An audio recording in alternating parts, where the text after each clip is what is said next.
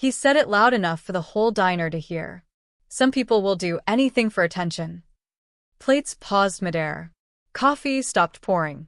The lunch crowd went still in their vinyl booths, eyes sliding toward me, and then away just as quickly. My manager stood behind the register, arms folded, pretending to check receipts. No one asked what he meant. No one asked if I was okay. I was still holding the check presenter in my hand. His signature stared up at me in blue ink. The same sharp slant. The same long tail on the last letter. And he knew I had recognized it. I did not answer him. I stood there beside his table, the smell of coffee and grilled onions hanging in the air, the low hum of the ceiling fan clicking above us. My hand felt stiff around the leather folder. I could hear my own breathing, slow and steady, like I was bracing for cold water. He looked older than the photographs I had studied as a child. Thinner in the face, silver at the temples. But the eyes were the same. Dark, careful, always measuring. He dabbed his mouth with a linen napkin. "Is there a problem with the bill?" he asked, calm and polite. The room relaxed a little. That tone made it sound like I was the one causing trouble. "No, sir," I said. I placed the receipt on the table. My voice did not shake. Years of practice had trained it not to. My manager, Carl, cleared his throat from the counter. "Everything all right over there?" he called out, but he did not move from his spot. "Yes," the man said before I could answer. "Just a misunderstanding." A misunderstanding. When I was 7, my mother handed me a shoebox filled with old letters. She said my father had died before I was born. Car accident. No details. Just a soft story told in a tired voice. I believed her, because children believe what keeps the world steady. But I kept one letter hidden. The only one with a real signature. The one that matched the ink in front of me now. I had memorized it. Every curve. Every sharp edge. He signed the receipt again, slower this time, like he knew I was watching. Then he slid it back toward me without meeting my eyes. "Keep the change," he said. It was a $100 bill on a $28 check. The other waitresses stared from behind the pie case. One of them, Lila, gave me a small look that said, "Don't ruin this. We need customers like him." Carl finally walked over, wiping his hands on a dish towel. "Sir, we appreciate your visit," he said, smiling too wide. "Passing through town?" "Just business," the man replied. "I prefer places that don't ask personal questions." Carl chuckled. "Of course." I felt the words land. Personal questions. Like asking why a man who was supposed to be dead was sitting in my section. He stood, buttoning his jacket. The fabric looked expensive, cut perfectly to his shoulders. He reached for his wallet again, then paused. "For the record," he said quietly so only I could hear, "you're mistaken. I hadn't said anything. Not a single accusation." But he leaned closer anyway. "Your mother made her choices," he added. "You should respect that." The air shifted in my chest. That was the first crack in his calm. He knew exactly who I was. Carl stepped back as if this was none of his concern. He avoided my eyes. Convenience is a powerful thing in a small town. A billionaire CEO passing through means good tips, good stories, maybe good press. A waitress with a dead father and a wild imagination means trouble. When the door chimed and he walked out, the diner breathed again. Lila rushed over. "What was that about?" "Nothing," I said. Carl frowned. "You need to be careful," he told me. "Important people don't like scenes." I didn't make one. "Still," he said, lowering his voice. "Don't chase something that isn't there." "Isn't there?" I picked up the signed receipt and slipped it into my apron instead of the register. Carl saw me do it. He opened his mouth like he might object, then closed it again. He chose silence. He chose the tip, the reputation, the comfort of not knowing. And just like that, I understood something I had felt my whole life. Truth, in this town, was negotiable. He came back the next morning. Not at lunch, not during the rush. He came early, when the sky was still gray and the coffee tasted like metal. I was the only waitress on shift. Carl had told me the night before to act normal. Like I had been the strange one. The bell above the door chimed. And there he was again. Same press suit. Same careful eyes. He chose a booth in my section without asking. I walked over with a coffee pot. "Good morning," I said. He studied the menu like he hadn't memorized it yesterday. Black coffee, he replied. And toast. Simple. Harmless. But he was not here for toast. When I poured his coffee, he said, "You should focus on your future." I waited. Dwelling on stories your mother told you won't change anything. There it was again. My mother. You knew her, I said quietly. He did not flinch this time. I met many people in those years. That's not what I asked. He looked up at me, and for a second I saw something colder than denial. Not fear. Calculation. You're employed here because people are kind, he said. Don't mistake that for entitlement. The words settled heavy between us. Entitlement. When I was 15, my mother worked double shifts at the laundry plant. When I was 17, I skipped college because the mortgage was behind. When she got sick, I handled the hospital forms alone. Entitlement had never been an option.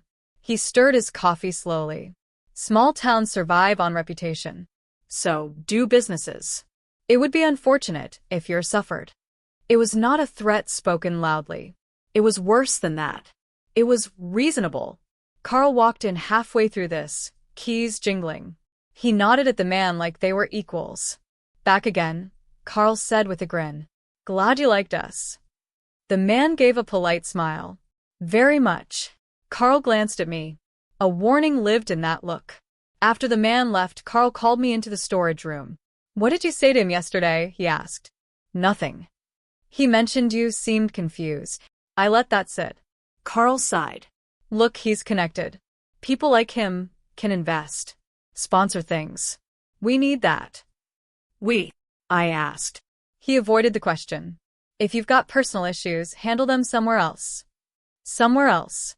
When my mother died last year, Carl gave me 2 unpaid days off and said he was being generous.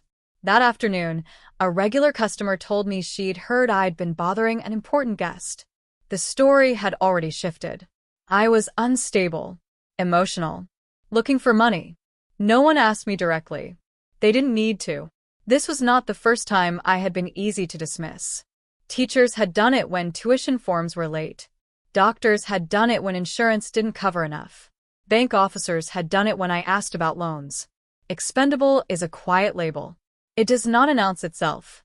It just settles over you slowly. And now he was counting on that. It wasn't the words that cut the deepest. It was the pattern. The way people slid out of responsibility. The way authority figures chose convenience over fairness. That morning, I stopped expecting them to intervene. I stopped imagining someone would step between me and the quiet erosion of my life. Weeks passed. The man's presence in town was brief, but the echoes lingered. Every transaction, every polite nod from Carl, felt like a reminder. I was optional. My voice could be ignored. My recognition of him, my knowledge, my hurt, were all expendable. One afternoon, a letter arrived at the diner addressed to me. I recognized the stationery immediately.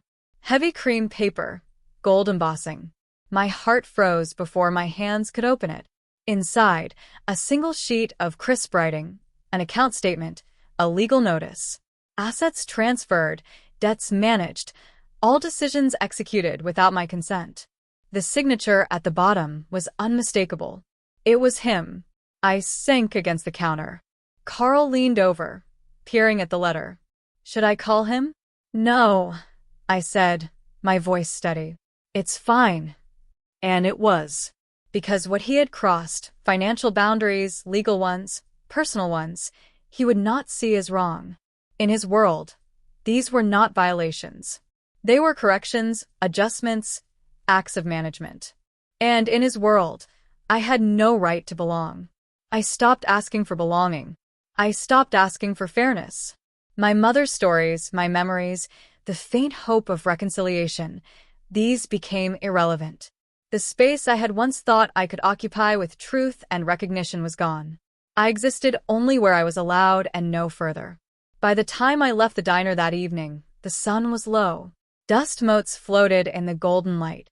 I carried no anger, no speeches, No plans for confrontation.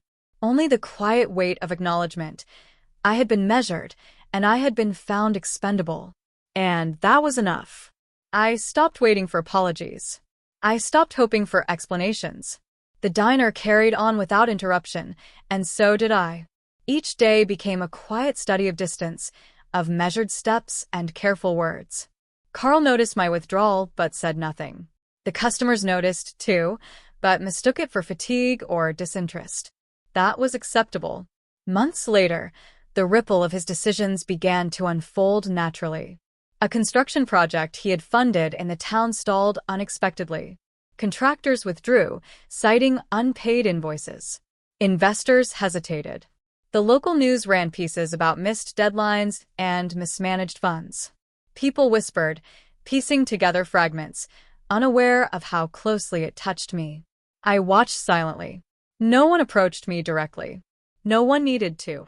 The man's influence had made his own failures visible. Contracts lapsed. Sponsors reconsidered. Partners pulled back. I did not speak. I did not intervene. I let the truth of his own hand reach the surface without my guidance. Financial institutions sent notices. Legal filings arrived. He was involved in disputes, lawsuits mounting quietly, steadily. Reputations in his circle faltered. And still, I remained outside it all, untouched. I kept my receipt tucked safely in my apron, the one that began it all. Sometimes I would take it out, smooth the edges, trace the familiar curves of his signature. No one else would ever know. No one else would understand the quiet vindication that came from restraint.